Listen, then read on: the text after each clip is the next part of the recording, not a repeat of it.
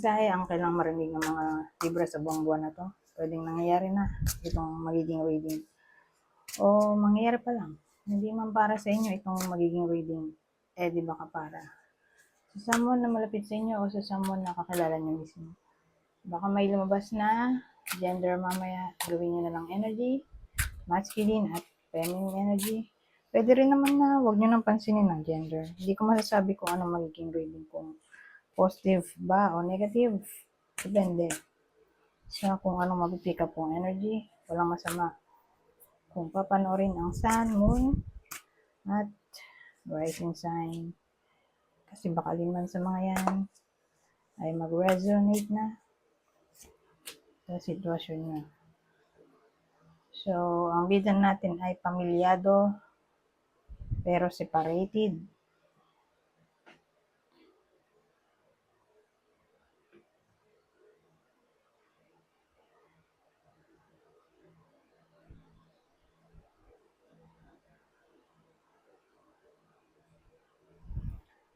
Pamilyado, hindi kasal.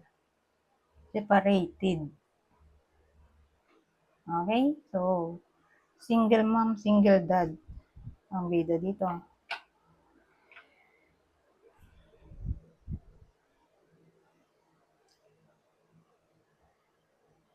Whether nangyayari na to o mangyayari pa lang tong separation. Kasi pwede rin kasing ganito pamilyado, di ba? Di kasal. Eto, maghihiwalay, magiging single.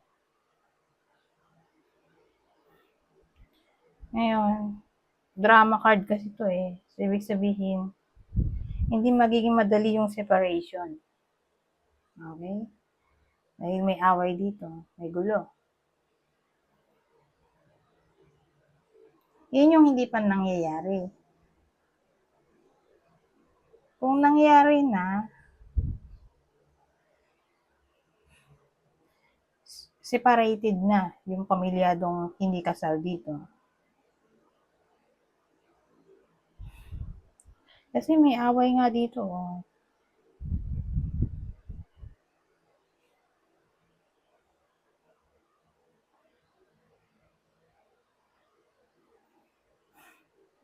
So, for some reason, makaka-encounter ng problema. Siguro hindi papayag yung asawa na hindi mapunta sa kanya yung anak. Pwedeng ganun. O may mga pamilya, kanya-kanyang pamilya na against sa hiwalayan o mag-aawayan para sa inyo.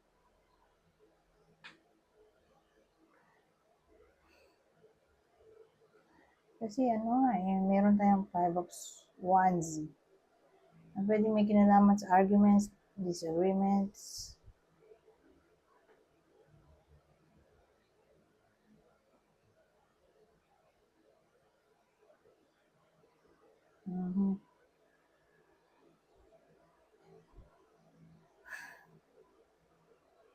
Conflict in general, challenge.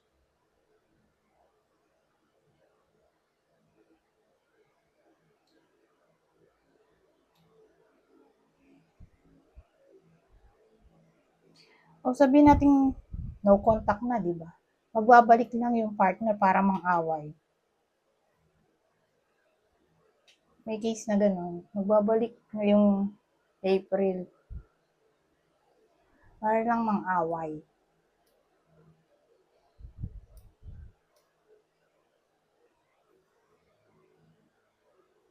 So again, applicable yun sa no contact na o separated na talaga.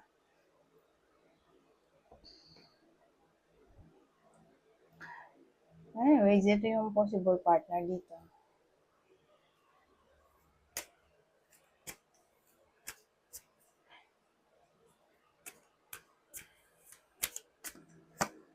Doon muna tayo sa partner o person. Ang iba sa inyo. Bago yung kakilala o idol kung di man tumama sa inyo itong reading. So, ito yung possible partner o person ng Libra. Natatamaan ng reading na to. So, possible zodiac sign ay ng partner o person ay Aquarius, Libra, kapwa Libra. Ito, Scorpio. Sabihin natin di tumama sa inyo itong reading, di baka tumama sa kakilala nyo o idol. Ito yung possible zodiac sign niya. Sagittarius, Libra, o Taurus. Ito naman yung description. Same instruction. Pwede tumama sa inyo mismo itong clue sa person nyo, kakilala, o idols. So, kunin nyo lang yung clue na sa tingin nyo fit sa sitwasyon nyo o sa kakilala nyo. So, may someone na mahilig magtirintas ng buhok, sharp daw ang face, mas matanda sa inyo,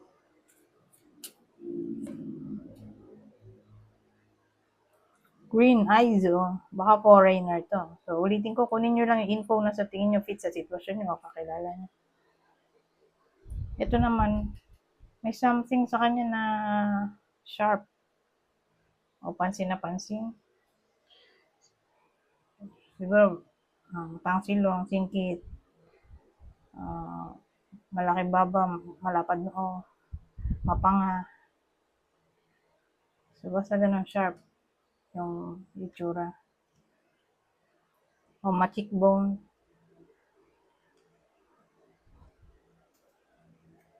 Anyways.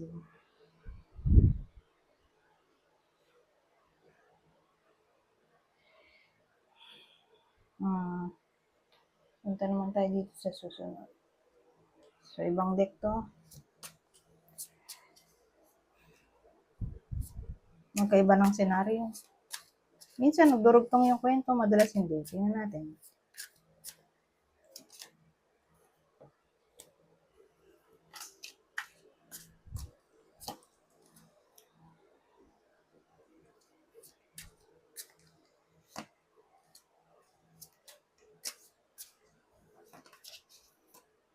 So, ang possible bida sa kwento na to ay someone na malapit sa inyo, kakilala. Hindi to tatama sa inyo, kundi dun sa kakilala nyo. Literal na kakilala o malapit sa inyo. Pwede ring idol. So, dun siya tatama. I-describe ko yung itsura para may idea kayo. So, itsura niya, siguro bata. Mas bata sa inyo.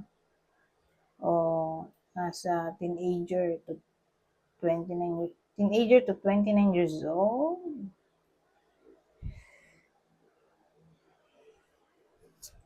Tingnan natin ano pang description.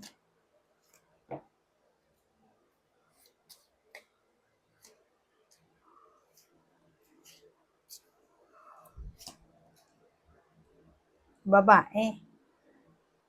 Babaeng tao. Babae yung tinutukoy ko dito. Natatamaan ng reading na to. Kakilala nyo. Babaeng payat. Maliksi. Palabiro. Siguro magaling siyang sumayaw. O pwede ring clever na tao to. Madiskarte. Kundi ito literal na matalino na genius level.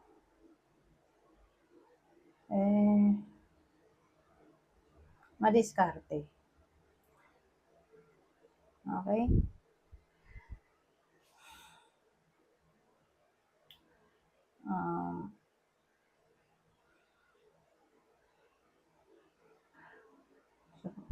Siguro matangkad siya.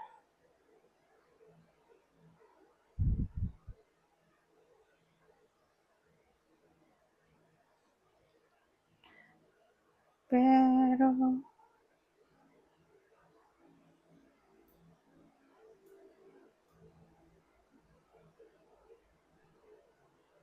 kung yung person nyo ng iba sa inyo o kayo mismo, ay, ano pala to? Kakilala, di ba? Di pala to tatama sa inyo. Kung yung kakilala nyo o person nyo ay green eyes tulad do sa kanina na description, pwedeng dumugtong to. Magdugtong sila. Kung pare silang yung person nakakilala nyo ay green eyes o mahilig sa contact lens na green. Magdurugtong sila yung kwento.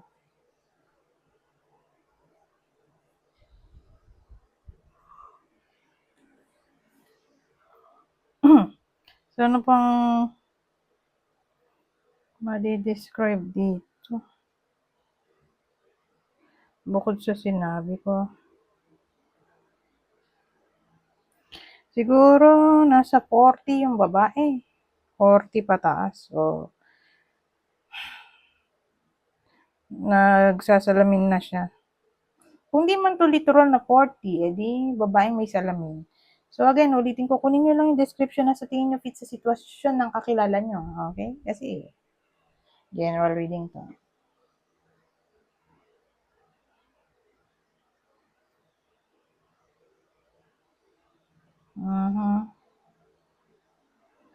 So, ano pa?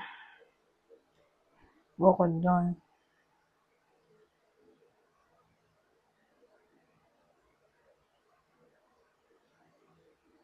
Yun lang. Anyways, tanggalin na natin to. Hindi mali to.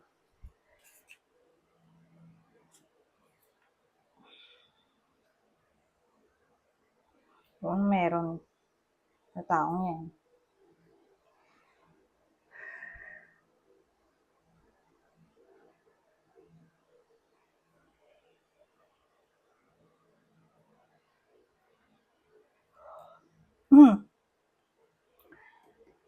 Well, at ito sa kato, procrastination na to eh.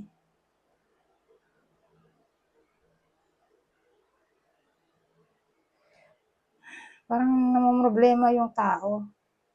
Yung kakilala nyo na dinescribe ko kanina.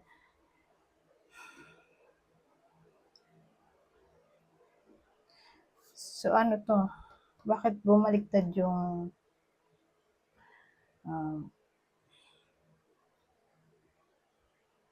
ano ba to? 8 of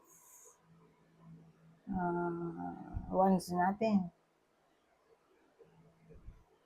Kasi again, mukha tong career reading. May something na nagkukos para mag-contemplate yung iba sa inyo. So again, work to, ito, parang nagpo-procrastinate, nagko-contemplate, gusto mapag-isa.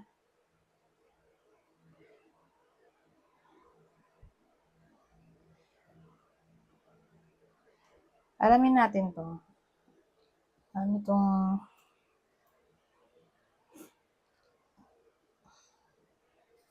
Eight of Wands.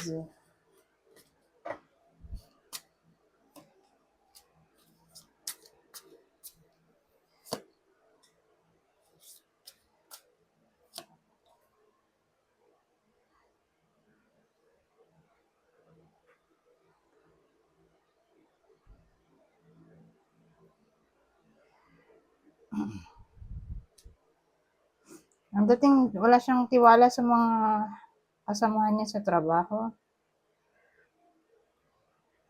Kaya di siya masaya. Yung mga taong mukhang inosente, mukhang mapagkakatiwalaan, mukhang sweet, mukhang gentle. Pero deep inside, ayaw pala sa kanila. Iba yung pinapakita kapag kaharap. Pero pag nakatalikod yung iba, yung kakilala nyo, ay, teka. Oo nga. Yung kakilala nyo, na dinescribe ko kanina. Yung nakatalikod siya, kung ano-ano sinasabi sa kanya, ng mga tao. Naka-workmate niya, marami sila, oh. Specifically, itong lalaki o babae na extrovert.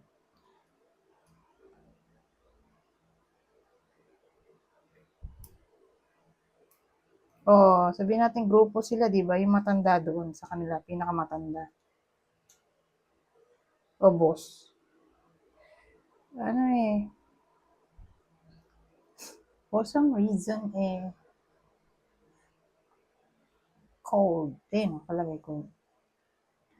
O hindi siya pinapansin, o hindi friendly itong taong to, o itong buong grupo.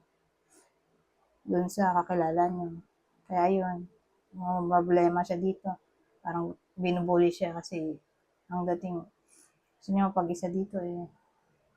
Hindi niya ka-vibe tong mga to.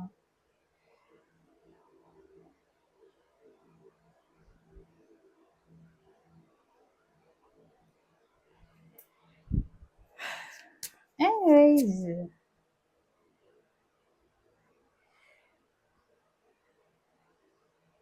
ayaw siyang isama sa mga celebration, get together, um, parang in-isolate yung kakilala niya, ng mga ka-workmate niya. Hindi siya feel o hindi siya gusto. Uh, kung dito sa workplace ay sa school, kasi pwede ring anak to eh. So kung dito ka-workmate, kung dito workplace yung area ay school. Kasi nga, kung may nag-aaral na anak, baka siya to. May anak din dito eh. Yun, dalawa kasi.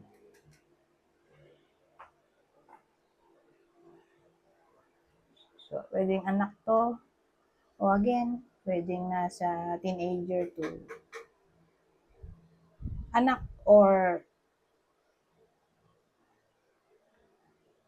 uh, teenager to 29 years old.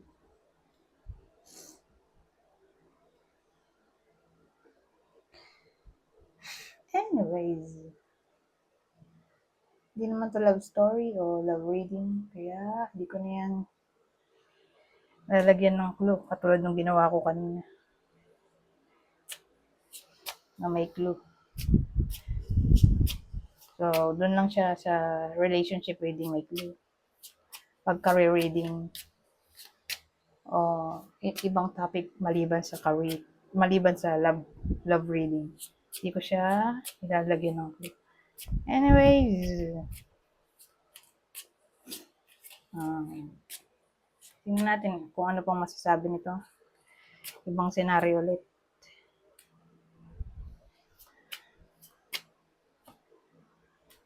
Ay, ang ganda nito oh. Biglang Miss Forge. May iba pa yan kung sana ito nauna. Tapos ito, na para bang sa kabila ng trahedya, may swerteng paparating. Ito kasi parang dalian yung swerte kasi nawala dito, misfortune kasi.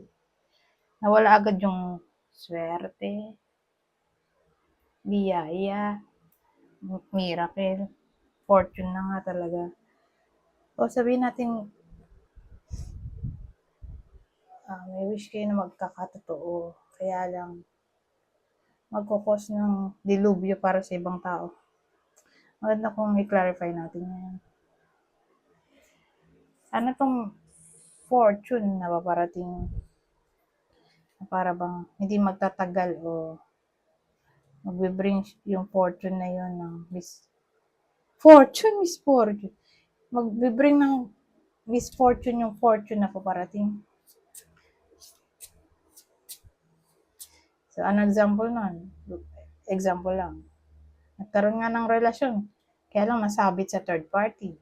Kasi, yung palang new love interest o bagong karelasyon eh, may iba na pala. Pinasok sila sa third party situation. Hindi nila akalain na sila pala yung kabit. So, case basis. Kaya maganda kung i-clarify natin to. Itong ano tong fortune? Na pwedeng mag-lead dito sa misfortune. Oh God, unexpected cheating ba talaga to? Ito isa. Oo. Para tong one night stand o last lang yung pundasyon ng relasyon. So, friends with benefits. So, fortune in a way na naging sila nung crush niya, kaya lang may sabit nga. Kaya ayun, nag-lead sa misfortune. Yun na yun din yung sinabi ko. Ito kasi unexpected o sudden. Ito kasi pwede rin cheating. Ito naman pwedeng sexuality o sex.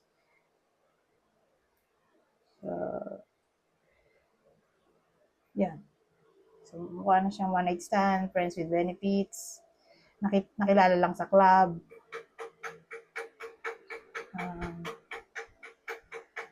Ano pa ba? Basta, hindi seryosohan na relasyon. Ginusto naman to ng iba o ng kakilala niya. Kaya lang nga, yung pleasure may kaakibat na misfortune o karma.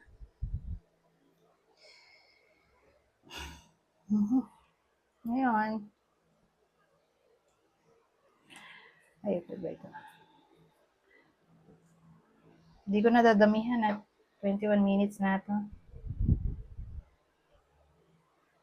Dito na tayo sa last day. Damihan ko sana ito eh. Kaya lang, kulang na ako sa oras. Kukuha ko dito ng 3 card. Okay? Babasahin ko na lang para mabilis. Kunin nyo lang yung info na sa tingin nyo ay fit sa sitwasyon nyo o sa kakilala nyo. General advice na to for the whole month.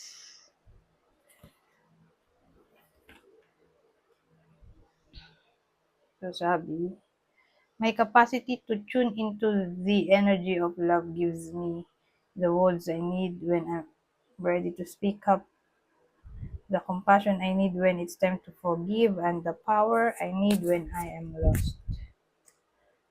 At pangalawa, the presence of love will always cast out fear. At ang huli, I find a deeper meaning and personal growth amid the discomfort. Anyways, hanggang dito na lang. Goodbye for now.